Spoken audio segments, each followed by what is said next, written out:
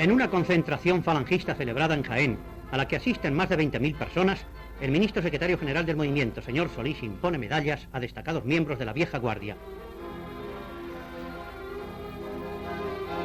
El gobernador civil hace notar la importancia del Plan Jaén en la renovación de la provincia. Habla el señor Solís, que se siente ligado a Jaén por lazos familiares de hermandad, camaradería y amistad, y exalta el valor de la unidad que se va consiguiendo junto a Franco y a través del movimiento nacional.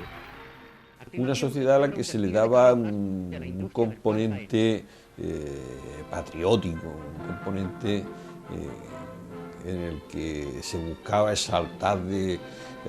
alguna manera pues el sentido de lo que entonces llamaban pues, los valores o las virtudes patrias. Entonces por eso había muchos actos de este tipo, ¿no? En los que en cierta manera lo que se trataba era de poner de manifiesto eso, el orgullo de sentirse ciudadano de los valores de la patria.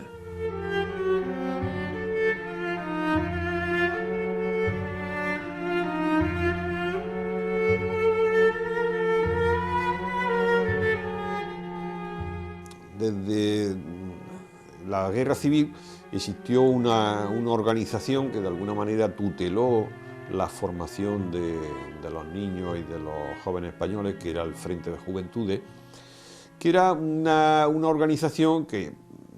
aparte de tener indudablemente un carácter notoriamente político y de adoctrinamiento, sin embargo tenía también otra faceta, que fue una faceta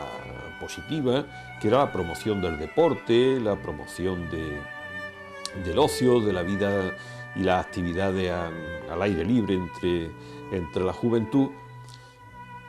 pero estaba marcado, por la época en la que se fundó esta organización, estaba marcado por un sentido paramilitar que era muy visible y que desde luego a estas alturas pues ya no tenía el menor sentido. Entonces, con el deseo de renovar de alguna manera, pues se transformaron, esa organización se transformó en lo que entonces se dio a conocer con el nombre de la Organización Juvenil Española, que estaba más dedicada ya a eso, a poner de manifiesto pues, las actividades recreativas y deportivas para la juventud. Entonces la presentación de esta nueva modalidad de formación juvenil pues se hizo con una gran concentración que inicialmente se formó en el ferial de la Sala Obreja y luego con un desfile de presentación que se hizo a través del paseo de la estación, en el que las distintas unidades o secciones de esta organización juvenil, los montañeros, los piragüistas, las secciones de arqueros que practicaban el deporte del tiro al arco, del tiro olímpico, pues hicieron una presentación, pudiéramos decir, oficial. Y por la fecha en la que se celebró esta presentación y para que se estableciera, pudiéramos decir, un contraste entre lo que era el ayer y el hoy, pues le siguió un gran desfile de los excombatientes, es decir, de aquellas personas que habían participado de una manera activa en la guerra civil.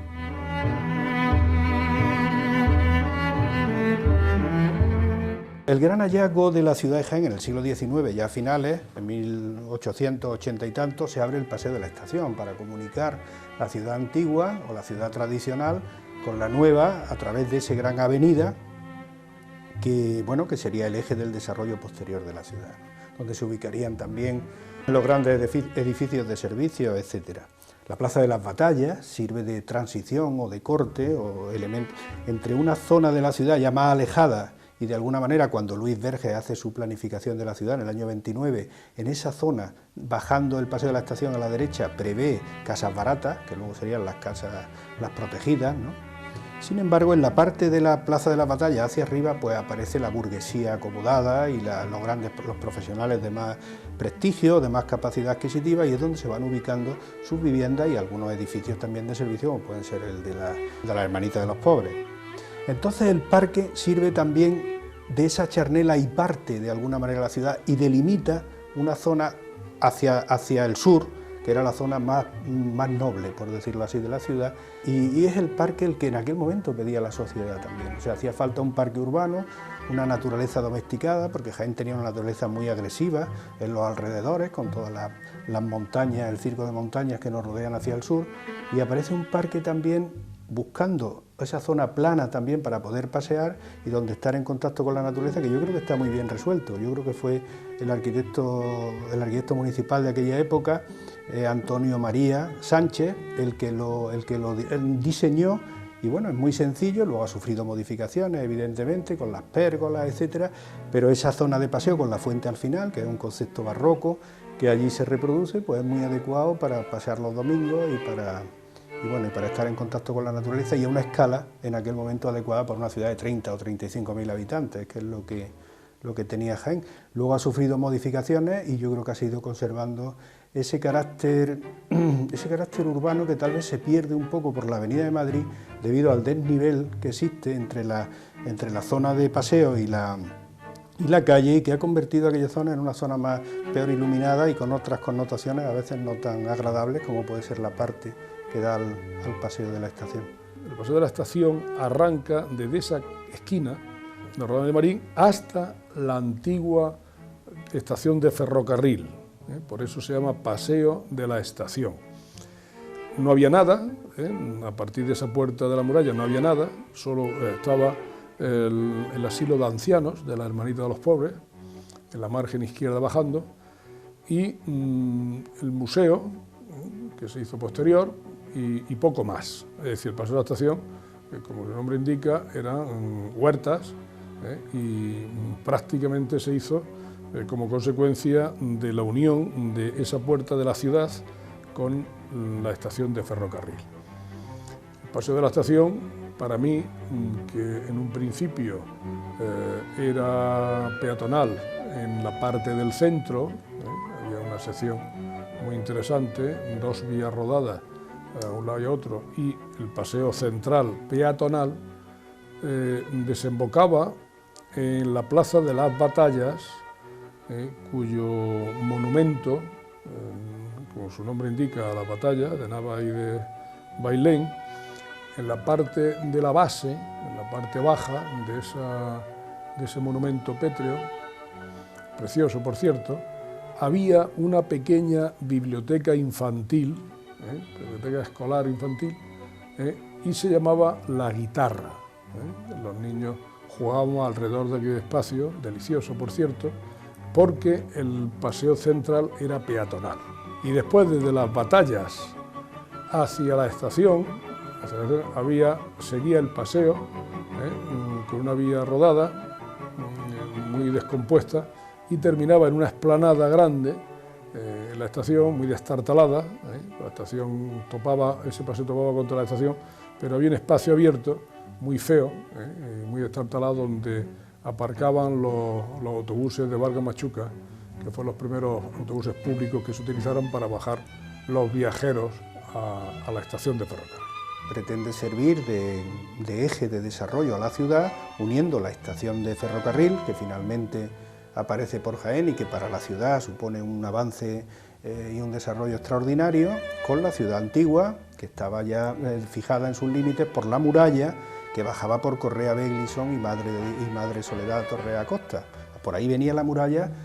medieval, la muralla cristiana, la muralla de Fernando III el Santo, que luego se desarrolla por todo el arrabal de San Ildefonso. La muralla tradicionalmente ha servido de contención de la ciudad y ha establecido las pautas de crecimiento. Entonces la ciudad estaba constreñida por la muralla va desapareciendo poco a poco porque supone un impedimento para ese desarrollo, y aparece con esplendor y con ilusión y yo creo que con mucha fuerza el paseo de la estación. En el paseo de la estación la pena yo creo que en realidad de toda la ciudad, ¿no? De toda la ciudad histórica, es que ha habido edificios y símbolos, diría yo, de nuestra actividad arquitectónica que han desaparecido. Pero el paseo de la estación se convierte en una referencia para la ciudad. Y yo creo que aquel paseo, con ese bulevar y con ese arbolado y por las fotos que nos han llegado,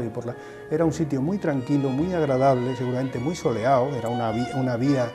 que en Jaén no se conocía otra con ese ancho, con un paseo central y 2 vías laterales, y que realmente pues sirvió para que la arquitectura fuera desarrollándose y haciendo, podríamos decir, pues como el Paseo de la Castellana en Madrid, o como, no como la Gran Vía Granadina, que es una referencia cercana porque esa se construye del tirón, pero en Jaén sí se van sucediendo las etapas y va apareciendo una arquitectura muy interesante que desgraciadamente pues luego, no en su totalidad, pero ha ido desapareciendo. A mí me gusta mucho pasear, seguir paseando por el Paseo de la Estación, porque no quiere decir que la arquitectura que se haga hoy o que se ha hecho hace unos años sea mala por la época en que se ha hecho. Hay buenos edificios construidos últimamente y yo creo que está atravesando un mal momento urbanísticamente, pero esperemos que se solucione pronto y que se siga construyendo buena arquitectura. Tal vez el ejemplo el último que podemos hablar, que yo creo que es interesante, que es la esquina con Arquitecto Verges, en la que don Pablo Castillo García Negrete hizo un edificio racionalista, edificio en el que ya se abandona el ornamento, la decoración, y se pretende hacer una arquitectura más comprometida con la sociedad, en la que se cuiden aspectos higiénicos, aspectos de asoleo, aspectos de ventilación. Veníamos de una época en la cual los edificios había mucha humedad, había poco asoleo, como decía, poca ventilación, y ese edificio se compromete con esas soluciones y afortunadamente no ha llegado a caer en su integridad y se ha llegado a un compromiso. Hay una parte de la esquina que se ha preservado y se ha edificado otro al lado, que bueno, no dialogan mal, seguramente todo es mejorable, pero también es empeorable, y que es un ejemplo que nos ha quedado de lo que decía antes, ¿no? De esa etapa. Este ya es posterior, el de Pablo Castillo. Ahí ya se abandonan las reminiscencias historicistas y decididamente se apuesta por la razón y por una arquitectura industrial mucho más sencilla, más barata y más acorde con las necesidades de la gente, no convertir, como pasaba en el historicismo, la arquitectura en un puro hecho decorativo y a ver cómo hacemos la cariátide, la espítide y en fin, la cornisa de canecillos, etcétera. Una arquitectura mucho más ligera, de manera que el Paseo de la Estación pues sigue siendo un paseo magnífico, maravilloso, y esperemos que lo siga siendo muchos años. La ciudad es muy dinámica y se va adaptando y va cambiando, y ya veremos qué pasa en los próximos años.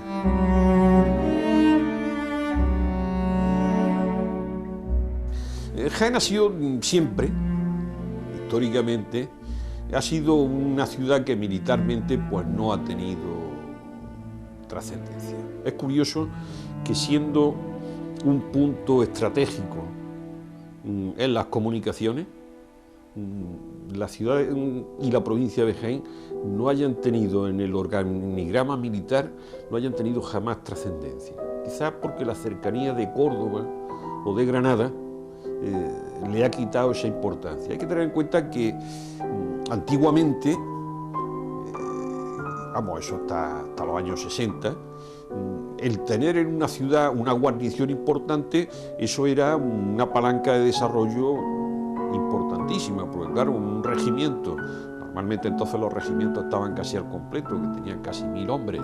un regimiento dejaba dinero en las cocinas, en las inversiones que había que hacer. Suponía también un aliciente. Los regimientos entonces tenían casi todos bandas de música, y entonces pues eso aportaba a la ciudad un cierto tono, un cierto prestigio, y entonces por eso las ciudades luchaban mucho por tener una guarnición permanente. En Jaén, aunque se luchó y hubo campañas intensísimas para conseguir guarnición, pues Jaén casi nunca tuvo una guarnición permanente. En la primera parte del siglo XX normalmente se destacaban a Jaén compañías de regimientos de otras ciudades. Aquí, por ejemplo,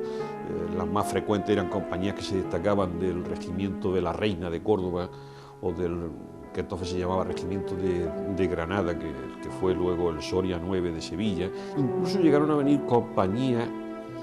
del regimiento Castilla 16, que estaba entonces de guarnición en Badajoz. El inconveniente era también que en Jaén no había instalaciones militares para este tipo de elementos de guarnición. Normalmente aquí sirvieron de cuarteles los bajos de la Diputación, donde hoy está el aula de cultura. Sirvió de cuartel la antigua Escuela de Arte y Oficio, la escuela industrial que había en la calle Martínez Molina. y hubo varias veces en que tentaron al obispo de turno, lo tentaron para que vendiera el seminario, que era el edificio más capaz que había para albergar gente en Jaén, para instalar allí un regimiento de guarnición. En el año 35, en 1935, hubo un gran movimiento social donde intervino el ayuntamiento, la Diputación, la Cámara de Comercio, movieron a través de los diputados de Jaén, movieron hilos en Madrid, y entonces se le concedió a Jaén un regimiento de infantería. Pero ese regimiento de infantería lo tenían que trasladar desde Granada. Entonces en Granada armaron tal campaña que, a pesar de estar aprobada ese traslado de la guarnición, estaba aprobado en boletín oficial, pues nunca llegó a efecto. Tras la Guerra Civil siguió ese movimiento cívico en pro de que Jaén tuviera guarnición permanente, y entonces entre la Cámara de Comercio,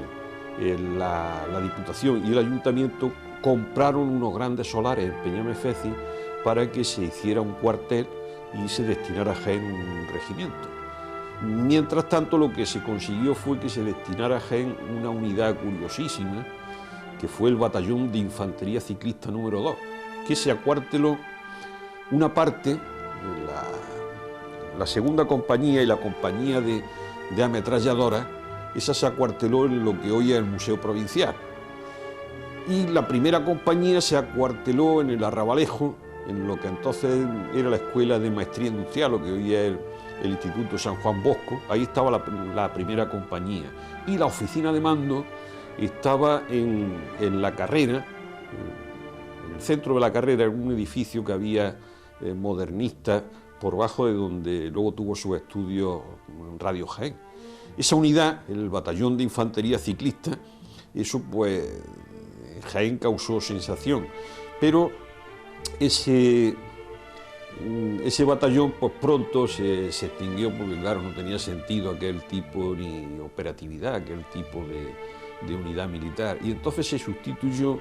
por un batallón del Regimiento de Infantería Lepanto, que el número 2, que estaba entonces de guarnición en Córdoba, que estaba aquí en calidad de destacamento. También ese quedó acuartelado en el edificio del Museo Provincial. Y ya en 1950 ese batallón regresó otra vez a Córdoba y Jaén se quedó sin guarnición militar. Siguió ese movimiento ciudadano en pro de tener una unidad militar, y entonces se consiguió, en el año 58, se consiguió que, como ya se estaba terminando de liquidar el antiguo protectorado de Marruecos, pues entonces quedaron muchas unidades militares ya sin objetivos, que hubo que suprimirlas, y entonces uno de aquellos regimientos, que era una de las unidades más gloriosas del arma de caballería, el regimiento de caballería Alcántara 15, que se destinara a Jaén. Entonces hubo una operación por la cual la ciudad ofertó los terrenos y los medios para construir un campamento cuartel, que fue el cuartel de Vaciacostales, y vino el regimiento de caballería Alcántara 15,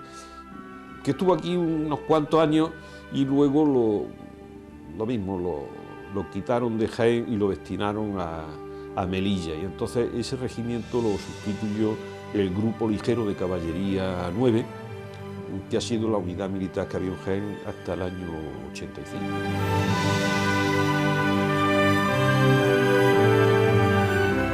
El Hospital de San Juan de Dios, durante muchísimos años, pues ha sido el centro neurálgico de la medicina jiennense. Salvo el Hospital de Linares o el Hospital de Santiago de Úbeda, en el resto de la provincia no había hospitales. Había muchos hospitalillos de carácter prácticamente benéfico, pero hospitales serios donde se practicara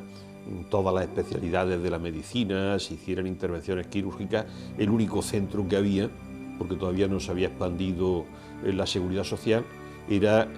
el Hospital de San Juan de Dios. El Hospital de San Juan de Dios tenía una doble función. Por un lado, la función puramente asistencial, y por otro lado era pues un centro docente. Las especialidades médicas, normalmente los médicos de Jaén donde se especializaban era en el Hospital de San Juan de Dios, o se arrimaban a algún especialista y bueno, con la práctica pues iban progresando en la especialidad que elegían. Entonces, el Hospital de San Juan de Dios, sobre todo después de la ampliación que se hizo en la época de la dictadura de Primo de Rivera, con el pabellón de lo que hoy es la residencia juvenil, que allí se instaló también una clínica militar, pues tenía una importancia extraordinaria. Entonces era un punto de constante afluencia de gente, no solamente de Jaén capital, sino de la provincia. Eso trajo como consecuencia que la iglesia del hospital pues fuera una iglesia muy concurrida entre los funcionarios que la Diputación tenía de plantilla en el hospital. Pues había unos capellanes que eran los que atendían la iglesia de San Juan de Dios, y luego estaba la comunidad de las hijas de la caridad que residían en el hospital, que también utilizaban ese templo. Era una iglesia, aunque no era iglesia parroquial, pero era una iglesia muy concurrida, y que en el mes de marzo, el día de San Juan de Dios, pues celebraba una solemnísima fiesta, ¿no?, que tenía mucha trascendencia social, y eran muchas las familias que habían pasado a lo largo del año por el hospital, y muchos pues tenían devoción, tenían promesas, y entonces para el día de San Juan de Dios pues normalmente todo el día estaba la iglesia abierta y acudían muchas personas, pues acudían a ofrecer velas al hospital, a San Juan de Dios. Entonces, un año, pues la afluencia de velas fue tal que en un momento determinado el propio calor que se generó con tanta vela encendida, pues hizo que algunas de esas velas se fuesen torciendo hasta que acabaron por caer, y entonces eso provocó un incendio terrible que destrozó por completo la iglesia, quedaron los muros perimetrales, y que obligó a desalojar el hospital, con la consiguiente alarma social que se produjo en muchos pueblos, donde al llegar la noticia y saber que ellos tenían familiares internados en el hospital, pues vinieron a Jaén a prisa y corriendo. Afortunadamente, había un médico en Jaén, don Eloy Espejo, que era un médico de bastante prestigio, fue decano del cuerpo de la beneficencia municipal, que este señor representaba a una compañía de seguros, y a su instancia pues se había hecho un seguro contra incendios a las instalaciones del Hospital de San Juan de Dios. Entonces esa compañía de seguros pues fue la que hizo frente a la reconstrucción de la iglesia del hospital. Esa reconstrucción la hizo una empresa de Madrid que estaba dirigida por un arquitecto, don Manuel Mendoza, que era un arquitecto de bastante categoría nacional, que fue el que diseñó esa iglesia de tipo neorrenacentista, con tantísimo acierto que hoy muchas de las personas que la visitan pues creen que es la iglesia original, cuando es una iglesia que se hace en 1915, 1916.